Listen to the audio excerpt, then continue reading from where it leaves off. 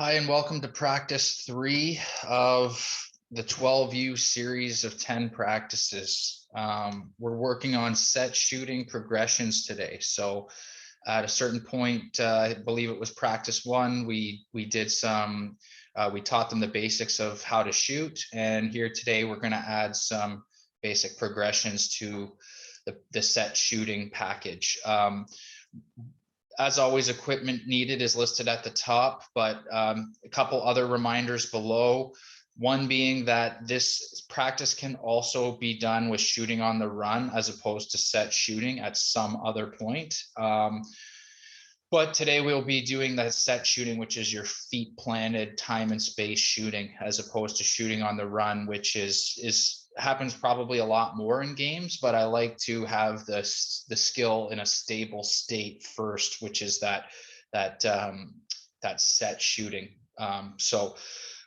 We will go through catching and shooting as well today. So if you do need to get a handle on the fundamental concepts, again, all these links are here in the basic notes for the practice plan. But what we do to start here is we have semicircle shooting. Usually we would start with coming in to center like we normally do and have our land acknowledgement and everything else, but we'll do that kind of at the beginning of our dynamic, or sorry, at the end of our dynamic warm up in this time, just mix it up a little bit. But this first drill is more or less a warm up to get the blood flowing. And so we have everybody lined up on their proper floor side in both ends. And we have goalies here. So basically what happens now is we're teaching them. So we've already taught them how to shoot. Now we're teaching them to react back after they're shooting. So we'll get into a little demo on the prime scoring area and just reinforce that they should be shooting from within this 45 degrees off of the post with a semicircle across the top and on their proper floor side. But the idea here is we're going to go from side to side with the shots. And so it'll be lefty, righty, lefty, righty, lefty, righty from outside in, or you can go lefty, righty, lefty, righty, lefty, righty from outside out for a few reps. But what happens is we start the lefties on both ends at the same time on the coach's whistle. And so you shoot, and then you basically sprint to the other end, reload with the ball, reline up again. And we're going to do this several times, probably twice with each technique of outside in and inside out. But what happens here is it helps you break a sweat. It's like a general warm up that you should have before you do a dynamic warm up. So it kind of kills two birds with one stone, gives us a chance to, get into the focus of the practice and also get the heart rate up for our dynamic warm up, which comes next. So that's the idea here. About 7-8 meters back from the crease to start. So then we get into our dynamic warm up here, circle at center floor at the end with our land acknowledgement, discussing a little bit more about shooting, a little bit of a water break, and then we get into the actual meat and potatoes of the practice. So what we're doing now is we're adding some footwork to the shooting. It's not just a straight on shot anymore with the crow hop. It's, in this case, the L shot in the top diagram is you're basically taking a few steps forward, planting off your outside foot, cutting into the middle at a 90-degree angle, and then getting downhill with our crow hop. So just adding that kind of pattern in the beginning. We're going righties, then lefties, then righties, and lefty. Sorry, a righty, then a lefty, a righty, and a lefty, just back and forth, back and forth. We always want to hit the goalie with the first shot. We're not trying to score. We want to warm the goalie up here again after everybody's warmed up here, a couple shots for them to feel it. And then basically the second time through shooting to score. If you have to put pylons out here, so like a pylon at the beginning, a pylon where they should cut, and a pylon when they should start their crow hop, that's another thing that we can do. There is no pylons here in this diagram, but it might be useful landmarks for you. So after about, 5 minutes, so a little demo on that shot, and then, 4 or 5 minutes of shooting, Then we're going to do essentially the opposite, which is cut into the middle, plant off of our inside foot, which takes us into a back pedal, couple steps of a back pedal, and then a crow hop getting downhill towards the net. We wouldn't want to continue fading into the corner here, shooting while we're fading away. We really want to get downhill towards the net at the end of the shot, which is the crow hop that they would have done in this drill here. But again, we've added a little footwork pattern to boot. So again, you can use pylons for this. Start here, one there, and then take our shot from there.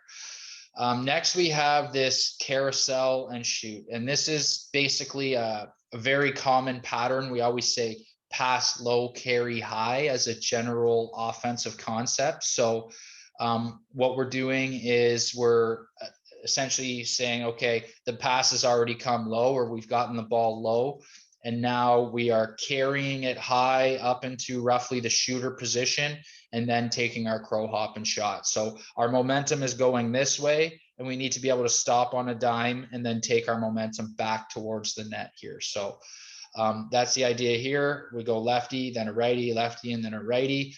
And if you need a pylon as a landmark at the shooter position somewhere in and around here, that can also be helpful. Again, we're talking about that body momentum.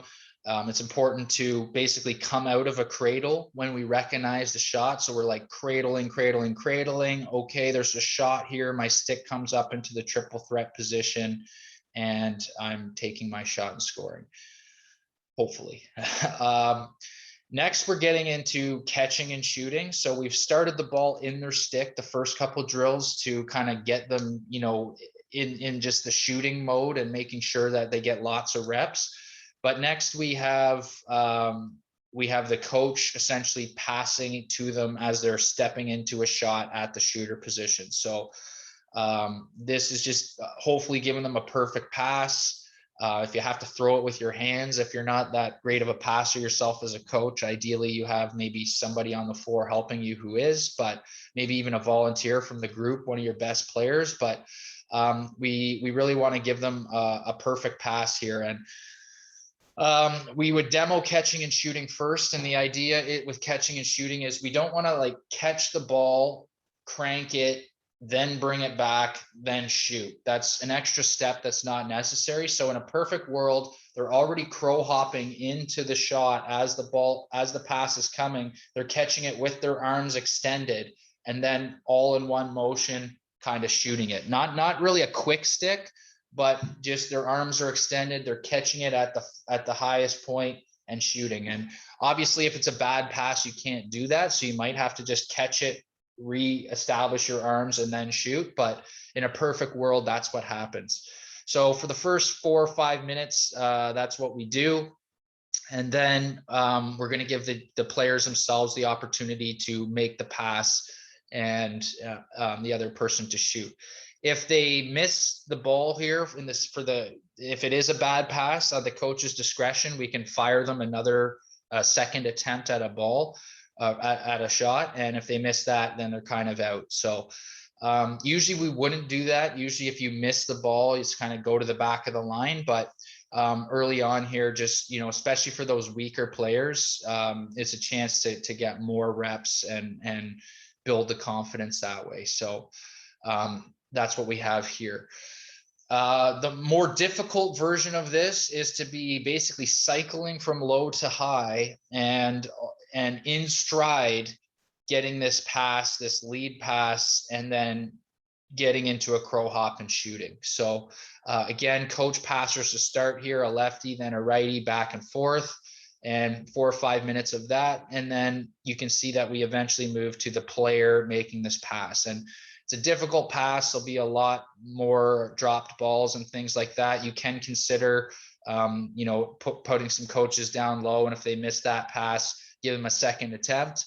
But yeah, this is what we want to get to, as far as, this is the most game-like. If you do this and catch this in stride, it's going to be a quality shot every time. And so the more efficiently we can do this, the better we'll be. So this whole concept of a lead pass is all about throwing it to where they're going, not where they are. So you have to, and that's where we want players to keep a constant speed. Don't stop when you're running. Continue to run with your stick ahead of you, and we want to judge where they're going and send them that lead pass. So that's pretty much it. So a lot of standing still in these drills, not too much happening. We can use this react back concept, especially to challenge the players that are not really having much difficulty here. And so they can shoot and then react and sprint out of the drill and then rejoin the line, but not necessary. We really want them focusing on just the shooting, and the more we tire them out, the worse they're going to be. So something to consider, but maybe something to challenge the more competitive and more experienced, skilled players. But we do run them at the end just because, you know, it's important that they have that fitness component as well. So we're doing this stops and starts with different footwork patterns. So no balls, but essentially, you know, it's to the restraining line and back twice forward, let's say, and then to the restraining line backward and side shuffling. And the tracking is on a 45, on a 45, on a 45, taking a couple steps each way in a defensive position, working backwards. That's what tracking is. You could do it forwards as well, but yeah, so basically one group goes and the other group goes and the other group goes and the other group goes all the way back to the start. And so what we're doing here is we're giving them an extended kind of rest from what they would get in a game, because usually the work to rest ratio is 2-to-1. So you go out for, say, 30 seconds or a minute for a shift, and then you would rest for, let's say, 60 seconds or 2 minutes while another line goes out and takes a minute shift or a 30-second shift, depending how you're running it. But nonetheless, we're getting some good cardio to finish here, and finishing with a cool down at center floor, circling up and introducing the static stretch routine. And if you want a reference point, you can look in the basic notes at the beginning here, and you'll find that there's a link here that shows you all the different leg stretches that you could be doing at the end. And so that's it for practice 3. Well, I guess we'll see you for week 4 next.